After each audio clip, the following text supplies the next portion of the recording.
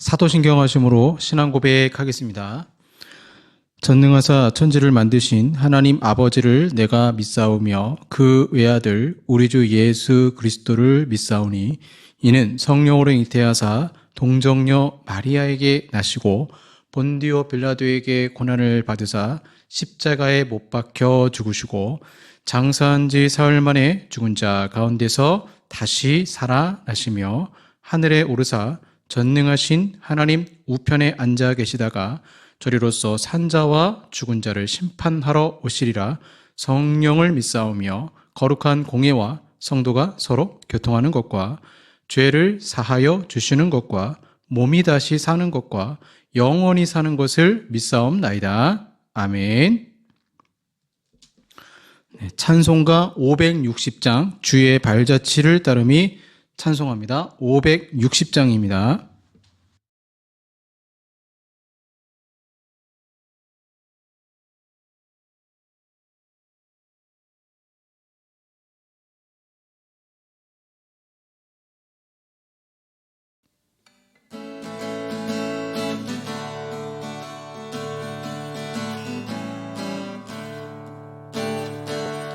주의 발자취를 따름이 어찌 즐거운 일 아닌가. 마음의 밝은 하늘 열리고 밝은 빛이 비친다. 발자취를 따라가자 기쁜 마음으로. 발자취를 따라가자 찬송하며 즐겁게. 주의 발자취를 따름이 어찌 행복한 일 아닌가. 마음의 악한 생각 사라져 밝은 마음 싹 든다. 발자취를 따라가자 기쁜 마음으로. 발자취를 따라가자 찬송하며 즐겁게. 주의 발자취를 따름이 어찌 든든한 일 아닌가. 마음의 두려움은 사라져 새로운 힘 솟는다. 발자취를 따라가자 기쁜 마음으로. 발자취를 따라가자 찬송하며 즐겁게. 아멘.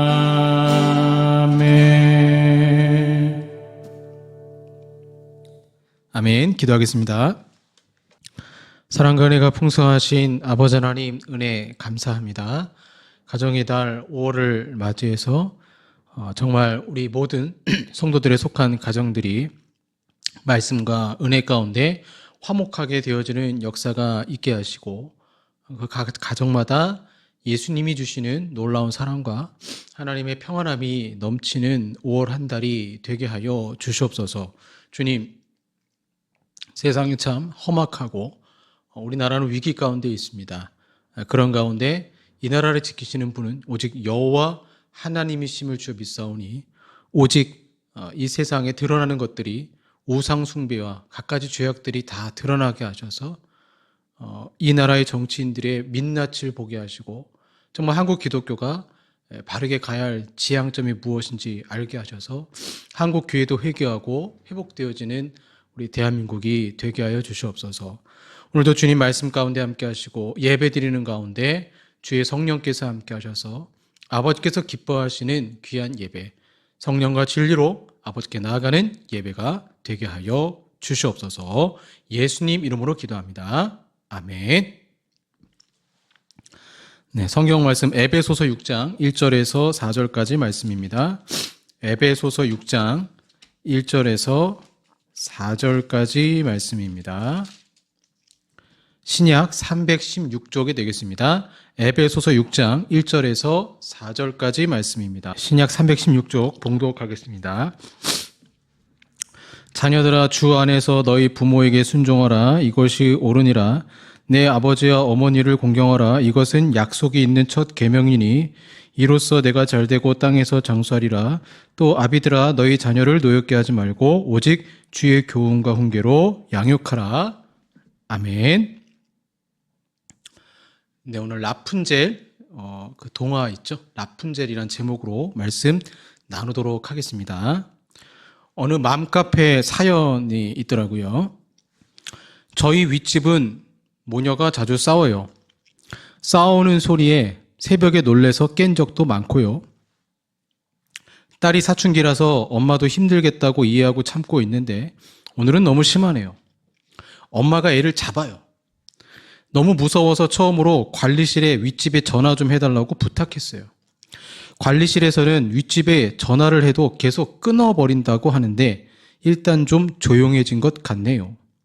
너무 놀래서 아직도 심장이 두근거려요 하고 유유 표시 있죠. 뭐 남의 집 얘기가 아니죠. 뭐 저희 집도 뭐 엄마와 딸이 싸우고 또 아이들 또 부모랑 싸우고 뭐 여러분 속한 가정에서도 아이들 말 안 들으면 이렇게 소리 지르고 하지 않습니까? 과연 엄마와 딸은 안 싸우고 친하게 지낼 수 있을까요? 우리나라야 뭐 부자 관계는 뭐 아빠와 아들 관계는 서로 말이 없다 보니까 그렇게 뭐 싸울 일이 별로 없겠지만 물론 아빠가 말이 많고 또 간섭을 많이 한다 그러면 엄마보다도 아빠와 자녀 간에 더 많이 싸우는 가정도 있겠죠. 그런데 그럼에도 모녀 관계하고 좀 달라요. 이 모녀 관계는 엄청나게 친밀한 가운데 간섭을 많이 하다 보니까 싸울 일이 많다라는 거죠. 5월 달은 이제 가정의 달로요. 제가 이제 가정 내의 어떤 갈등 문제를 가지고 고민하고 나누려고 합니다. 오늘은 그 첫 번째 시간으로 모녀 갈등에 대해서 좀 말씀을 나누려고 합니다. 모녀 갈등을 이해하고자 저는 또 이제 중간자로 보는 시점이 있겠죠. 그렇다고 제가 뭐 엄마가 될 수는 없죠. 뭐 상담학적으로, 심리학적으로 또 성경적으로 볼 수밖에 없습니다. 엄마와 딸 사이라는 좋은 책이 있습니다. 한 상담사가 본인이 이 모녀 갈등의 문제로 상담을 많이 하게 되는데 그러면서 이제 상담하면서 사례집을 남긴 것이죠. 저도 읽으면서 참 모녀 관계는 싸울 수밖에 없구나 생각이 들었습니다. 성경 말씀은 자녀들아 주 안에서 너희 부모에게 순종하라 이것이 옳으니라 라고 말씀하지만 딸의 입장에서는 엄마의 잘못된 행동과 충고에 참을 수가 없어서 순종을 못하겠다라고 합니다. 4절에는 또 아비들아 너희 자녀를 노엽게 하지 말고 오직 주의 교훈과 훈계로 양육하라고 했는데 솔직히 부모들은 무엇이 올바른 양육법인지 잘 몰라요. 그러다 보니까 오은영 박사님 같은 분이 TV에 나오고 금쪽에도 나오고 하는 것이죠. 그 책에 보니까 그 딸 정민 씨, 가명이겠죠. 정민 씨의 사연이 나옵니다. 제목이 그래요. 엄마가 아직도 나에 대한 야망을 버리지 못해 간섭할 때는 거절해도 된다. 엄마의 대리만족의 대상이 될 필요는 없다. 이런 이제 소제목이 있습니다. 그리고 이제 큰 제목이 뭐냐면 공주가 되고 싶었던 엄마의 선택. 이런 제목이었습니다. 그 내용을 보면 프리랜서인 정민 씨는 밤낮이 바뀐 생활로 엄마의 잠을 설치게 하는 것이 싫어서 분가를 했고 그리고 분가 후에 1년 만에 결혼을 했고 하지만 일주일에 한 번씩 엄마가 찾아와서 집안 청소, 냉장고까지 다 치우고 반찬을 채워놓고 가곤 한다고 합니다. 직장에 가서 먹으라고 과일도 씻어 지퍼백에 넣어두고 정민 씨가 엄마 몸도 힘드니 놔두라고 말해도 소용이 없다라고 해요. 엄마가 저녁이라도 드시고 가는 날엔 설거지와 커피 타는 것까지 모두 자신이 하겠다고 딸더러 앉아 있으려고만 하니까 불편합니다. 엄마는 이렇게 얘기한대요. 불편할 게 뭐가 있어? 너 힘들까봐 도와주려는 건데 엄마가 그것도 못해줘? 하며 눈물까지 글썽인다고 합니다. 정민 씨는 엄마가 가정부도 아니고 왜 그러는지 한숨만 나온다. 뭐 이런 사연입니다. 한쪽의 과도한 희생은 책임지는 사람과 의존하는 사람만이 남죠. 악어와 악어새처럼 공생관계 순환고리 속으로 일단 들어간 당사자는 그것이 잘못됐다는 것을 잘 인식하지 못하게 됩니다. 뭔가 엄마의 꼭두각시처럼 사는 느낌이 어렴풋이 이 정민 씨가 들었다는 거죠. 바쁘니까 내가 해줄게. 너는 내 일만 잘해. 엄마가 노는데 뭐 괜찮아. 공주가 되고 싶었으나 될 수 없었던 엄마는 딸의 시녀가 되려 한다는 거죠. 자, 여기까지 읽어보면 특수한 상황, 우리나라의 좀 특수한 상황을 알 수가 있죠. 지금의 50대, 60대 어머니들은 못다 이룬 꿈이 있습니다. 못다 이룬 꿈이 있어요. 가정을 위해서 희생하다 보니까 꿈을 이루지 못하는 경우도 있죠. 옛날 노래 예전 지금도 그 프로가 있나요? 가요 무대라는 프로 보면 부부가 같이 이렇게 노래하는 그런 가수들이 있었는데 아내에게 바치는 노래 그 가사가 얼마나 좋아요? 젖은 손이 애처로워 살며시 잡아본 순간 거칠어진 손마디가 너무나도 안타까웠소.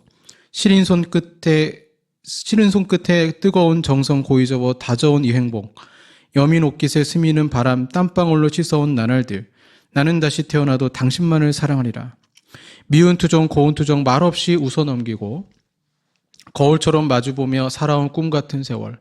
가는 세월에 고운 얼굴은 진주름이 하나 둘 늘어도 내가 아니면 누가 살피랴. 나 하나만 믿어온 당신을. 나는 다시 태어나도 당신만을 사랑하리라. 아내에게 바치는 노래죠. 아버지는 공사 현장에서 땀 흘려 일하고 어머니는 전업주부로 일해야 했던 세월들. 그러나 요즘 조금 달라졌죠. 아빠가 일찍 퇴직하거나 또 맞벌이를 하거나 아니면 늦게 이제 바톤 터치하는 분들도 있어요. 이제 아내분이 일을 하게 되고 이제 남자분이 가정을 돌보게 되는. 즉 우리나라는 공주가 되고 싶었지만 시녀가 돼야 하는 시집살이가 있습니다. 그런 어머니의 마음에는 내 인생은 이렇게 살았지만 특별히 딸이 태어나면 너는 그래도 편하게 살거라. 이 가사처럼 아내에게 바치는 노래.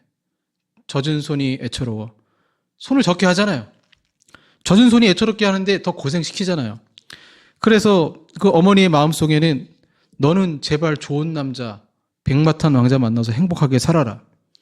이런 마음이 있어서 딸이 시집을 가도 물리적으로 정신적으로 놓아주지 못하고 자신이 공주가 되지 못하니까 딸을 위해 시녀가 되겠다는 마음을 가지는 거죠.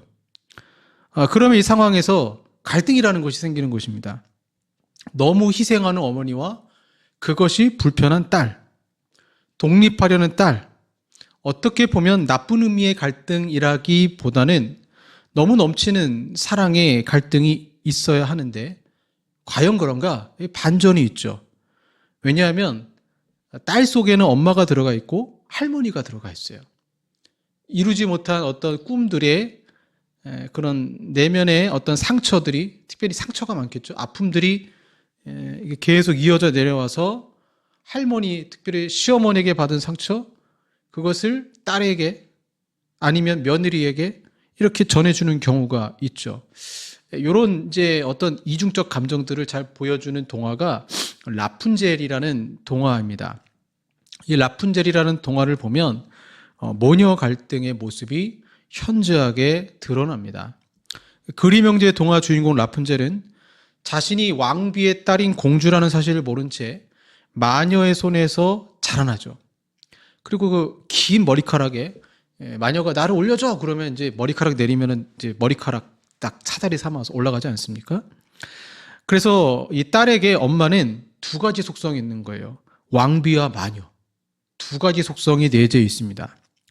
왕비와 마녀의 모습은 수시로 나타나죠. 그런데 엄마가 왕비인 줄 알았는데 마녀 같은 그런 것이 있네 하고 판가름을 나는 시기가 이 만화 속에 보면, 이 동화책에 보면 라푼젤이 18살이 됐을 때, 그때 이제 내가 왕비가 아니라 마녀에게 자라났다는 것을 인식하게 돼요. 그래서 18년의 유년기를 지나서 성인으로 가는 시기를 이 18살이 상징을 하죠. 마녀 엄마는 딸을 가둬놓긴 했지만 먹을 것을 주었고 집안에 필요한 모든 것을 주었습니다. 그리고 라푼젤을 위험한 세상에 지켜주는 어떻게 보면 든든한 존재였습니다. 라푼젤은 이제 엄마의 성을 떠날 때가 되었습니다. 앞가림을 하기에 어리지도 나약하지도 않았습니다. 딸이 직업이 생기고 결혼까지 하면 세상은 더 이상 위험한 곳이 아니며 자기만의 생존 전략이 생기게 됩니다. 이때에도 엄마가 딸을 놓아주지 않으면 엄마는 딸다운 그런 삶으로 가는 통로를 방해하는 마녀 같은 인물로 자각될 수도 있다는 것이죠. 모든 것을 바쳤다고 생각하는 엄마, 딸만 바라보며 공주 대접했던 엄마는 딸을 사랑하든 왕자든 그 무엇이든 딸을 뺏어가려는 것으로밖에 보이지 않습니다. 질투가 때로는 도를 넘기도 하죠. 엄마의 인생은 없이 딸을 피아니스트, 발레리나, 화가, 의사 같은 전문가로 키워낸 경우는 더 심하죠. 목적지까지 힘겹게 왔는데 갑자기 딸이 그만둔다고 하니까 이제 더 이상 도움을 주지 않아도 된다라고 하는 딸의 말에 엄마는 크게 상처를 받게 됩니다. 딸을 보내주지 않으려는 엄마의 마음속에 이 라푼젤은 마녀가 숨어 있다는 것을 보여주는 거죠. 그래서 너와 똑같은 딸 낳아서 한번 당해봐. 악담을 하다가도 한 번만 더 생각해봐. 사정을 하기도 합니다. 엄마는 마녀라는 말이 억울하죠. 나는 너에게 희생한 죄, 사랑한 죄밖에 없더라고 생각하기 때문입니다. 딸이 앞만 보고 달려왔듯이 엄마도 주변을 두리번거리지 않고 달려왔기에 충격을 받게 되죠. 그러나 이제 엄마는 엄마의 인생을 살 때가 온 것이고 딸은 딸의 인생을 살 때가 온 것입니다. 딸이 엄마가 만들어 놓은 성에서 탈출하려는 순간 엄마는 그때 마녀가 되죠. 많은 엄마들이 자신이 받고 싶었던 것을 딸에게 보상함으로써 어릴 때 받지 못했던 결핍된 모성을 채우고 있다. 이거를 알게 된다면 충격을 받게 되겠죠. 이게 사실 남편의 책임도 커요. 남편이 뭐 예를 들어서 아내가 좋아하는 어떤 옷이라든가 뭐 좋은 것 또는 좀 고생하니까 뭐 가정일을 돕는다거나 그러면은 이제 사랑을 채우잖아요. 사랑을 채우면 마음이 덜 공허한데 남편으로부터 사랑을 덜 채우게 되면 내가 채움받지 못한 것을 어떻게 하냐면 딸에게, 자녀에게 보상 심리로 요구를 한다거나 아니면 더 잘해줘요. 그래서 남편이 옷을 안 사주니까 자신은 딸한테 옷을 막 사주면서 마치 내가 너처럼 이렇게 옷을 이렇게 선물 받으면 얼마나 좋을까라는 그런 거울 효과처럼 딸에게 대하는 경우도 있다는 것입니다. 그 말은 뭐냐면 나는 시녀처럼 살았으니까 너는 공주처럼 살라고 자신이 이루지 못한 꿈을 딸에게 대입하려는 것입니다. 그런데 그렇게 딸이 정말 공주처럼 살기 원하는데 딸이 데리고 온 놈이 그러니까 사위 될 사람이 영 마음에 들지 않으면 딸에게 더욱 뭐라고 합니다. 오늘 본문 1절 말씀에 자녀들아 주 안에서 너희 부모에게 순종하라 이것이 옳으니라. 이 말씀을 읽고 딸의 입장에서 나는 예수님 믿으니까 무조건 엄마 말 잘 들어야지 이렇게 생각하는 것은 성경을 잘못 해석한 것입니다. 왜 그런지 말씀을 드리겠습니다. 자, 라푼젤은 18살 전까지 엄마가 마녀라도 말을 잘 들었어요. 착한 딸입니다. 자기 꿈과 본성까지도 숨기면서 아니 엄마를 위해서라면 모든 것을 참을 수 있었습니다. 하지만 착한 딸 증후군은 언젠가는 폭발하게 되어 있습니다. 왜냐하면 이 나중에 착한 딸, 이게 제일 안 좋은 관계예요. 착한 딸과 마녀. 엄마가 보상받지 못한 어떤 상처들, 착한 딸과 마녀의 관계가 가장 안 좋은 관계죠. 그래서 나중에 어떻게 되냐면 엄마가 경제적인 것까지 요구하게 돼요. 엄마는 과소비를 하는데 딸은 가난하게 아끼면서 사는데 엄마는 계속 사치품을 요구하는 경우도 있어요. 내가 너한테 이렇게 해줬으니까 너 나한테 이렇게 해달라는 거죠. 이러한 갈등의 상황에서 착한 딸 증후군은 그래 오늘 말씀 보니까 내가 부모에게 순종해야지 이것이 옳고 약속 있는 첫 계명이니까 근데 성경을 잘 보세요. 주 안에서 너희 부모에게 순종하라. 주 안에서라는 말씀은 예수님 안에서 또는 성경 말씀 원리에 따라 순종하라는 것입니다. 마녀가 라푼젤에게 원하는 것은 자신과 같은 마녀가 되는 거예요. 그것이 옳지 않죠. 주님 안에서 말씀의 원리에 따라서 아무리 부모라 해도 잘못된 것까지 순종할 필요는 없어요. 부모 입장에서도 착한 딸이 갑자기 폭발할 때가 있습니다. 당황하게 돼요. 그럼 엄마는 큰 상처를 받습니다. 내가 너를 어떻게 키웠는데, 라푼젤만을 위한 성을 만들어 놓고 보호하며 키웠는데 어떻게 네가 나한테 그럴 수 있니? 이때 잘 생각해 봐야 돼요. 엄마는 의식하지 못해도 자신이 받고 싶은 것을 딸에게 주고 싶었던 것입니다. 딸을 통해서 대리만족, 보상의 그런 욕구가 채워지는 것이 있었던 거죠. 라푼젤에서처럼 엄마가 나를 사랑한 것인지, 나의 긴 머리카락을 사랑한 것인지 분별해야 될 때가 있습니다. 이러한 것을 애착 인형에 보면 잘 알 수 있죠. 아이들 잠잘 때, 아기 때 잘 자라고 촉감이 부드러운 애착 인형을 만들어줍니다. 아이는 밤에 그 인형을 안고 자라요. 근데 엄마도 애착 인형이 있어요.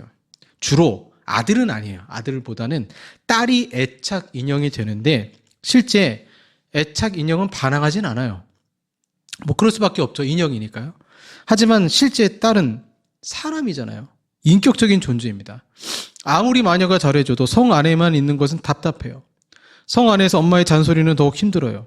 그리고 엄마는 자신이 이루지 못한 꿈을 그러니까 나는 공부를 못했으니까 너는 공부를 꼭 성공하거라. 뭐 이런 식으로 자녀들의 장래까지 결정하려고 하니까 내가 잘하는 것이 있고 하고 싶은 것이 있는데 이를 엄마가 막고 엄마의 꿈을 내 인생에 대입시키니까 어느 날 착한 딸 증후군에 사로잡혔던 딸이 반항하고 그 일로 인해서 엄마는 크게 상처를 받는 것이죠. 가끔 이런 분들이 있어요. 엄마와 딸이 뭐 불편할 게 뭐가 있어요? 우리 모녀 지간은 참 잘 지내는데, 근데 그게 꼭 좋은 것만도 아니죠. 이 갈등의 상황을 겪고 성숙해진 모녀 관계가 더 건강한 거죠. 그러나 억압해서 느끼지 못할 뿐 자신도 모르게 갈등의 골이 깊어지고 있는 것은 아닌지 한 번쯤 생각해 볼 필요가 있습니다. 그래서 아까 그 사연처럼 엄마가 계속 반찬을 해다 주고 또 아이가 생기면 아이를 키워주고 안방까지 들어오잖아요. 그러면 이제 남편이 그러는 거예요. 이제는 장모님으로부터 좀 도망가야 되지 않겠냐. 성경 말씀에 보면 부모를 떠나라고 나왔잖아요. 결혼한 다음에 부모를 떠나라고 하는데 엄마가 딸은 결혼시켰는데 딸을 정서적으로 이렇게 독립을 시키지 못한 거죠. 그럼 서운하죠. 남편이 우리 엄마에 대해서 그렇게 얘기하네. 나는 미워할 수 있지만 남편이 미워하는 것도 다른 문제잖아요. 그래서 용납할 수가 없죠. 그래서 이러한 착한 딸 증후군, 그 다음에 우리 사람의 내면에 다 죄성이 있잖아요.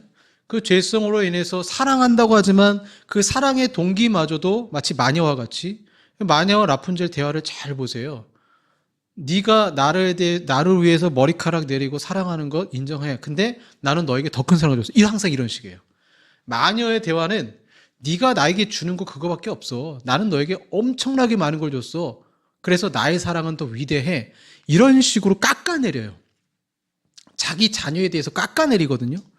그래서 착한 딸은 이걸 다 수용했지만 이것이 나중에는 이 관계가 그 마녀가 가지고 있는 상처를 자녀에게 계속 푸시하게 되고 그 자녀는 그 딸은 또 상처를 받게 되고, 그러니까 이걸 뭐라 그러냐면 엄마는 자신의 나름의 애착 인형을 딸로 많이 삼게 되는데 그 애착 인형이 반항을 하니까 싸우게 되죠. 갈등이 더 심해지는 거죠. 이러한 부모를 뭐라 그러냐면요, 나르시스틱 부모라고 합니다. 자기애적 부모라고 해요. 자기애적 부모. 그러니까 결혼을 하고 부모가 됐으면 성숙해야 되는데 결혼을 하고 부모가 됐는데 성인 아이가 있어요.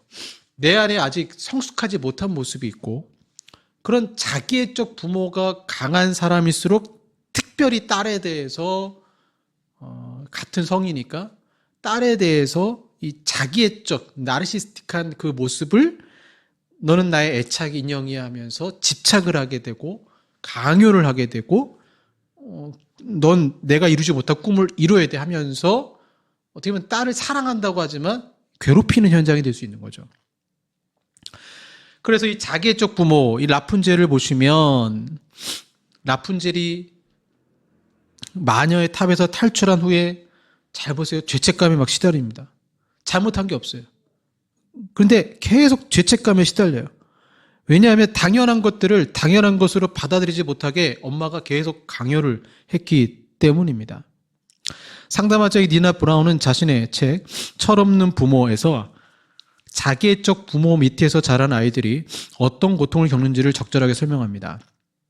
자기애적인 부모란 자녀를 독립된 개인으로서가 아니라 자기를 치장할 장식품이나 자신을 숭배할 신도로 키우려 드는 부모를 말한다. 이런 부모에게 키워진 아이들은 어른이 되어서도 자신감이 부족하고 타인에게 지나치게 의존하거나 혹은 반대로 지나치게 책임감을 느끼고 그러면서도 안정적인 관계를 맺지 못하고 늘 불안해하게 된다고 이렇게 설명하고 있습니다. 라푼젤이 굉장히 불안해하죠. 그래서 자기애적 부모의 특징을 보시면 자녀가 칭찬받으면 그게 자기 칭찬으로 생각이 되는 거예요. 그래서 이런 부모는 자식이 뭔가 이뤄냈다 그러면 봐라, 네가 이렇게 된 거는 우리의 사랑 때문이야 하면서 자식이 영광받으면 본인은 더 큰 영광을 받으려고 하는 거죠. 그래서 이러한 상황 속에서 자기애적 부모가 아이를 왜 그럼 그렇게 공부를 시키고 학원을 보내고, 물론 이제 대한민국에서는 그럴 수밖에 없는 상황들이 있지만 지나칠 정도로 그런다. 그건 뭐냐면 내가 이루지 못한 꿈을 네가 이루고 네가 성공하면 그 부모를 존경하게 되겠지. 그러면 나는 내가 젊었을 때 얻지 못했던 명예와 칭찬을 너를 통해서 얻게 되는 거야. 이렇게 생각하는 거예요. 그게 자식 잘 되라 그런 게 아니고 자기애적, 자기의 어떤 부족한 것들을 보상 심리를 받기 위해서 자녀, 특별히 딸을 애착 인형으로 생각하고 집착하는 것입니다. 이걸 일종의 자녀에 대한 착취라고 얘기하죠. 그러면 이 오늘 말씀처럼 그럼 부모에게 순종하라. 근데 뭐라고 말씀하고 있습니까? 주 안에서 너희 부모에게 순종하라고 했는데, 그럼 그런 상황 속에서 아 그래요, 엄마 말이니까 다 맞아요 하고 그 딸이 그냥 다 순종하는 게 맞을까요? 아니라는 거예요. 주 안에서 순종하라. 주님 말씀 안에서 이것이 옳은 것인지 틀린 것인지 분별해서 순종하는 게 필요합니다. 그런데 이 자녀들이 이 순종하는 부분을 주 안에서를 언제 깨달아요?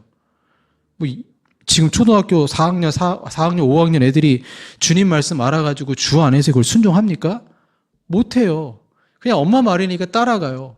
그래서 이게 상처와 잘못된 양육 방식과 이런 고통들이, 그래서 그 딸 아이의 엄마가 있고 그 딸 아이의 할머니가 있다라는 거예요. 이런 잘못된 것들이 나중에 어른이 되면 알거든요. 어른이 되면 알기 때문에 그때는 그 어른이 됐을 때가 결혼하고 아이 낳을 때인데 그럼 나도 내 딸에게 또 그렇게 하는 거예요. 이게 계속 이어지는 것이죠. 그럼 여러분, 부모의 허영심이 굉장히 심해요. 나르시스틱 부모들은 허영심이 너무 심해요. 그 허영심을 이루고자 너는 꼭 공부를 잘해야 되고 너는 아주 유명한 대학교에 나와야 되고 이런 식으로 자녀를 오히려 억압하고 힘들게 하는 경우가 있다는 것입니다. 그러니 마녀가 라푼젤을 탑에 가둔 것처럼 이 아이가 성인이 되어서 정서적으로 정신적으로 독립하기까지 우리는 잘못하면 자신만의 성을 만들어 놓고 아이들이 꿈을 펼치지 못하게 가둬둘 수도 있다는 것입니다. 자유라는 것을 경험을 못하게 되는 것이죠. 마치 그 라푼젤의 성에 창살이 있는 것처럼 사람들은 엄마가, 부모가 만들어 놓은 그 창살에서, 감옥에서 그냥 그렇게 지내는 것이죠. 그렇기 때문에 니나 브라운은 자기애적 부모의 창살에서 벗어나려면 의외로 부모에 대한 기대를 빨리 버리는 게 좋대요. 그냥 부모의 기대에 따라 살아가는 게 아니라 라푼젤처럼 탈출해가지고 자신만의 꿈을 가지고 살아가는 게 오히려 그 부모나 아이의 입장에서는 더 건강한 관계가 될 수 있다는 것입니다. 그래서 이러한 라푼젤을 제가 뭐 예시로 드렸지만 엄마도 건강하지 못하고요. 딸도 건강하지 못해요. 모든 사람은 정신적으로, 정서적으로, 심리적으로 건강할 수가 없습니다. 우리가 예수님 안에서 충분히 치유받지 않으면 이걸 자기 애라고 하잖아요. 자기 사랑에 완전히 빠져있기 때문에 예수님 믿어도 마찬가지. 예수님 믿어도 이게 내 자아를 사랑하는 것이 너무나 강하기 때문에 그 자아를 사랑하는 것들을 자녀에게 강요하게 되고 그 아이를 위해서가 아니고 자기 자아를 위해서, 이런 나르시스틱한 그 부모의 그런 잘못된 양육 방식과 그걸 통해서 가정이 어떻습니까? 싸워요. 부모가 자식하고 싸우고, 아내가 남편하고 싸우고, 감정적으로 너무 마음이 공허하니까. 왜? 나는 내 애착 인형한테 사랑을 주는데 이 애착 인형이 나한테 반항을 하네? 마음이 우울하고 너무 힘든 거예요. 교회는 다니지만 정서적으로는 다 자기들만의 감옥에 갇혀서 진리가 너희를 자유케 한다는데 자유롭지 못한 것입니다. 그래서 오늘 말씀처럼 주 안에서 너희 부모에게 순종하라는 것은, 이건요, 부모의 책임도 있고 자녀의 책임도 있는 거예요. 이 아이가 주 안에서 순종할 수 있도록 우리는 충분히 말씀 가운데 자녀 교육을 시켜야 돼요. 그냥 성경 공부 교회에 맡기고 그게 아니고 본인이 은혜를 받아야죠. 부모가 먼저 말씀과 성경 가운데 은혜를 받고, 그래야 마녀가 되지 않는 거예요. 그래야 그 라푼젤에 나오는 것처럼 성에 가둬놓지 않는 거예요. 그래야 이 부모도 건강하고 아이도 이렇구나, 이것이 주 안에서 순종하는 거구나 하고 배우게 되는 것입니다.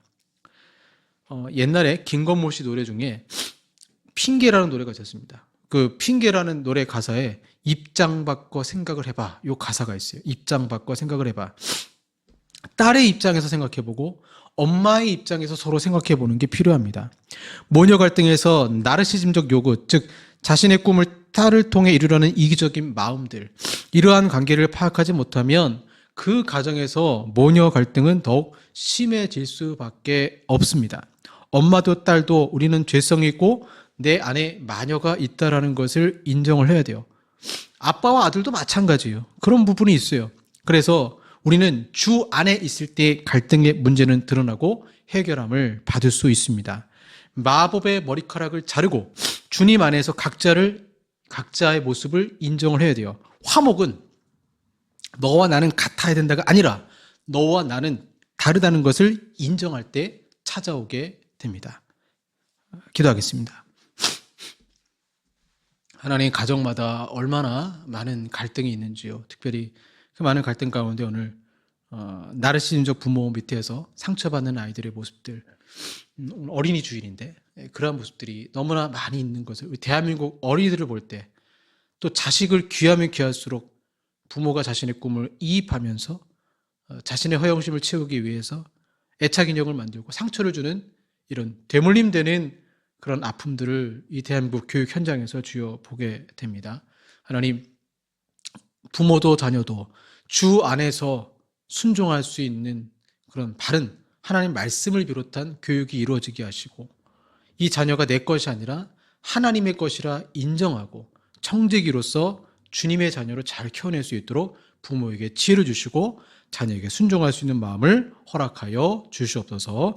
예수님 이름으로 기도합니다. 아멘. 네, 우리 당신은 사랑받기 위해 태어난 사람 찬양하겠습니다.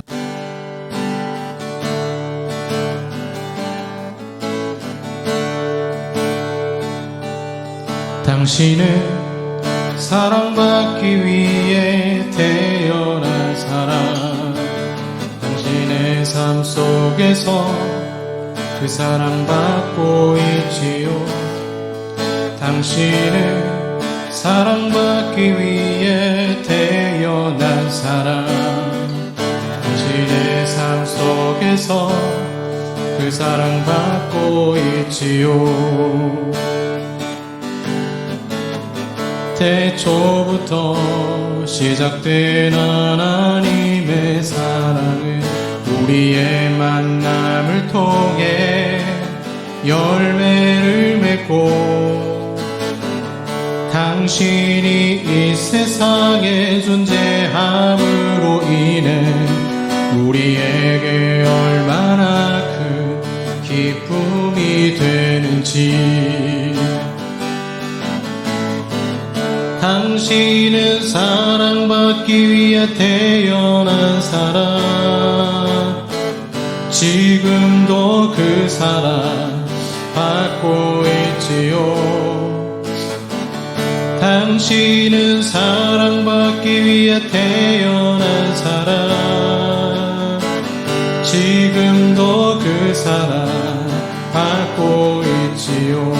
당신은 사랑받기 위해, 당신은 사랑받기 위해 태어난 사람, 지금도 그 사랑 받고 있지요.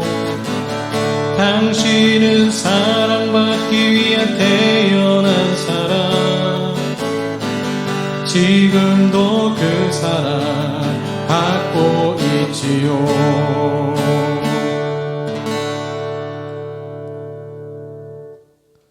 기도하겠습니다.